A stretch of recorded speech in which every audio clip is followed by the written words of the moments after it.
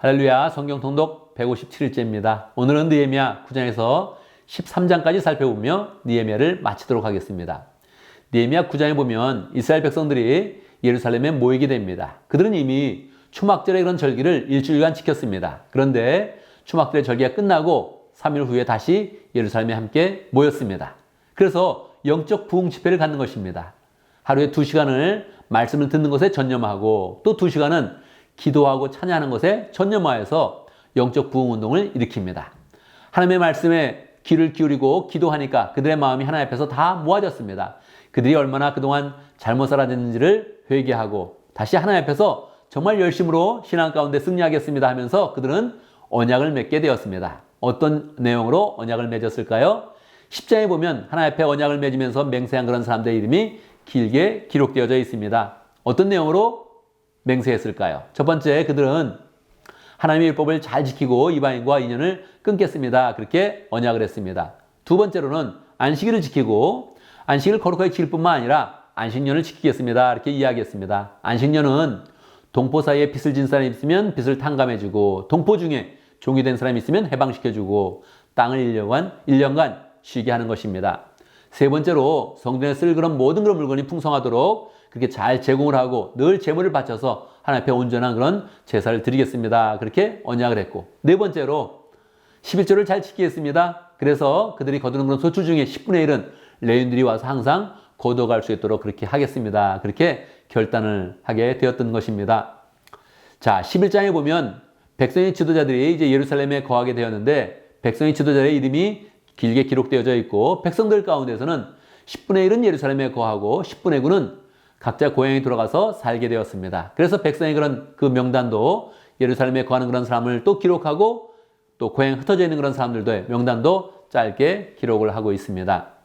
12장에 보면 이제 예루살렘을 정비하는 그런 가운데 첫 번째 포로귀환 스룹바벨과 예서를 통해서 함께 왔던 그런 제사장과 레위인들의 이런 이름을 잘 기록을 해서 그들이 성전을 잘 봉사할 수 있도록 그렇게 만들었습니다.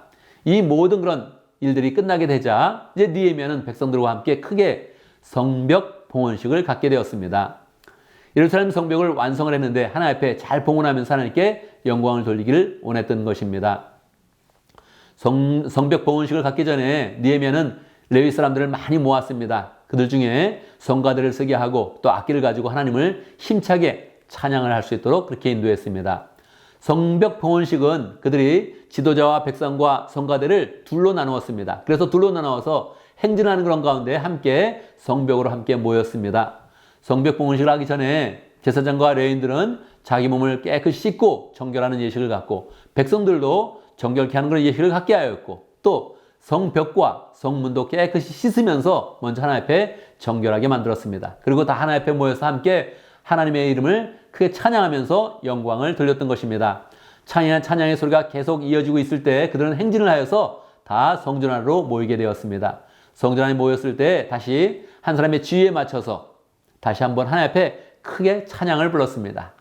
성전 안은 물론이요 이스라엘 곳곳에서 하나님을 찬양하는 소리가 가득 채우게 되면서 하나님께서 영광을 받으셨습니다. 그들은 또다시 예물을 드리는 그런 가운데 제사장과 레위인들이 그것을 갖게 하였고 또 남는 것은 성전 창고에 보관하여서 성전이 잘 하나님께 영광 돌리는 곳으로 쓰임받을 수 있도록 그렇게 만들었습니다. 13장에 보면 한 가지 사건이 더 기록이 되어져 있는데요. 13장에 보면 느헤미야가 이제 자기의 그런 총독의 그런 기간들을 마치면서 페르시아로 돌아가게 됩니다. 거기서 아닥사스다와 함께 그 내용들을 다 보고하죠. 제가 12년간의 그 모든 총독 생활을 통하여서 이스라엘 사람들을 잘 세웠고 성벽은 완성했습니다. 그렇게 이야기했죠. 자, 이제 느헤미야는 페르시아에서 편하게 잘 살면 될 것입니다. 왕의 그런 총애를 받고 있으니 거기서 편안한 삶을 살 수 있을 것입니다. 그런데 그는 또 하나님에 대한 그런 열정과 백성을 사랑하는 마음을 가지고 예루살렘으로 돌아오게 됩니다. 돌아봤더니 어떻게 됐을까요? 지도자가 잠깐 비운 그런 사이에 또 예루살렘이 엉망이 되어 있는 것입니다. 대제사장의 그런 손자와 산발랏의 그런 딸이 결혼을 하게 되었는데 이 일을 계기로 해서 산발랏이 성전 안에 있는 그런 창고에 방을 차지하고서 떡하니 있는 것입니다.